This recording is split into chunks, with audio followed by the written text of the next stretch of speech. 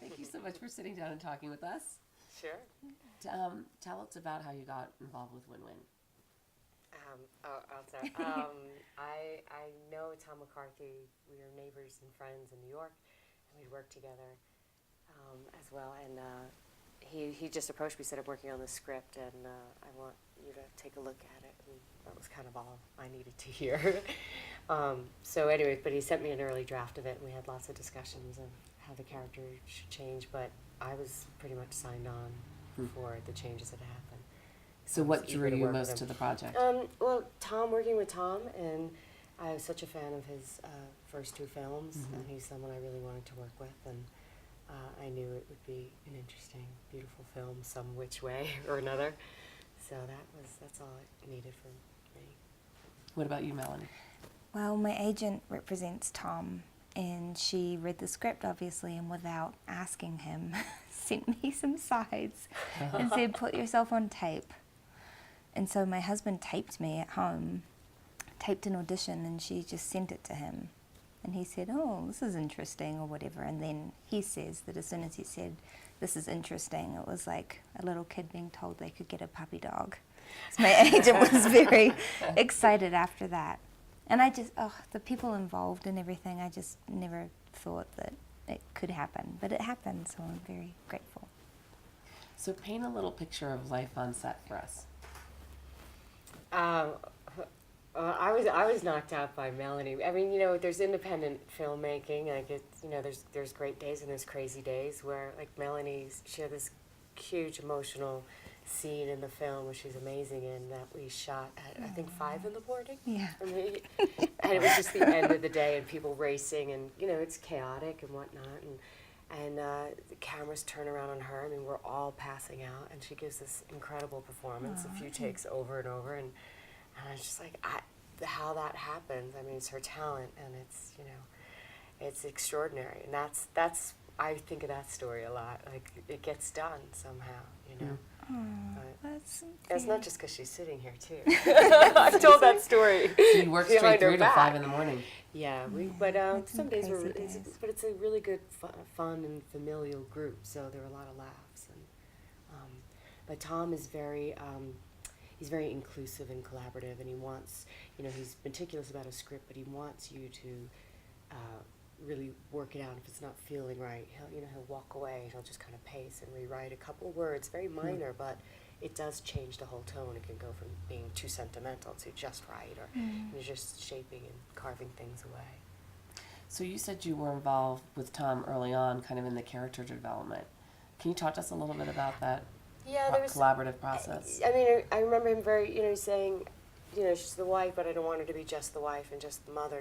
She really has to have a strong point of view. And there was a version where, because she was going to be pregnant, because he thought, why wouldn't my character know about what her husband's up to?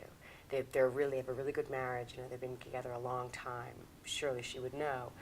And he thought, well, maybe she's pregnant and he doesn't want to tell her because she'd be so emotional. I was like, no. And at the time, I had a baby, not that long before this, so I said, no, you can't use that one. Women aren't that crazy when they're pregnant, right. So a little bit, but so we just had it's just really discussion, and he thinks about it, and then you'll get an email, late at night saying, what about this idea and this, so it evolves slowly. And you brought so much to that character. I mean, it was a wonderful part on the page, but you just brought this, like, wonderful sort of strength to it. It was so amazing. And then loving the screening last night, everybody responding to you so much. It was so great. Well, I'm sorry you can't stay longer, but maybe you can come back again and visit with your mom. Yeah, maybe. If I want to smoke, should I go outside? You shouldn't be smoking. I know, but if I do? Then you should go outside. All right. Night, Jackie. Good night. Kyle.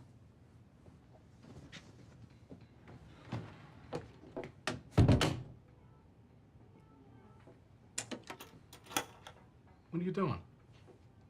We have kids, Mike. I'm not taking any chances with Eminem down there. So how is it for you at Sundance to be here and see your movie and premiere? I mean, how did you feel? I mean, you hadn't seen it before, so you saw it with a... I saw it like in a screening right. one time before, but I hadn't seen it with an audience. It's exciting with it, a Sundance audience. I find fun. it's a really enthusiastic, supportive crowd, but that knows film, so it doesn't Yeah. feel, just over the top or something. But so it's a nice way to start out your film, and you just hope that feeling continues if you hit other festivals or, as this movie's actually going to come out March 18th, I think it is. So hopefully we'll have similar audiences that we've had at Sundance. So how is it for you? You're fully immersed in this project. You're filming. You're just there, and then you ultimately, at some point down the line, see the end product. What's it like when you see that first cut of the movie? Sometimes I think it's like seeing an ex-boyfriend or something.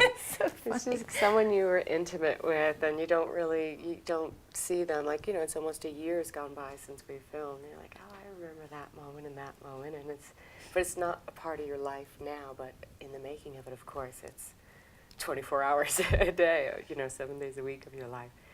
But, and it's moments that an audience won't know. Like, well, now we share the story of Melanie, it's 5 a.m, but you just remember what the weather was like or the jokes on set, and so it feels like a living diary in some ways. That's such a perfect way to describe it. It's so funny. Ex-boyfriend. Yeah. That's true. And it's always funny when you see the little bits that are missing and little things that seem so important to you in giving the performance. Like it's like a little chain and everything's linked together, and you see like one tiny scene is gone and you're like, oh my God. But then You think the world is it's like, is it going to make any sense to anyone? And it totally does, and nobody would ever know, and the movie is better for it. It's always kind of a process to get over that. Like,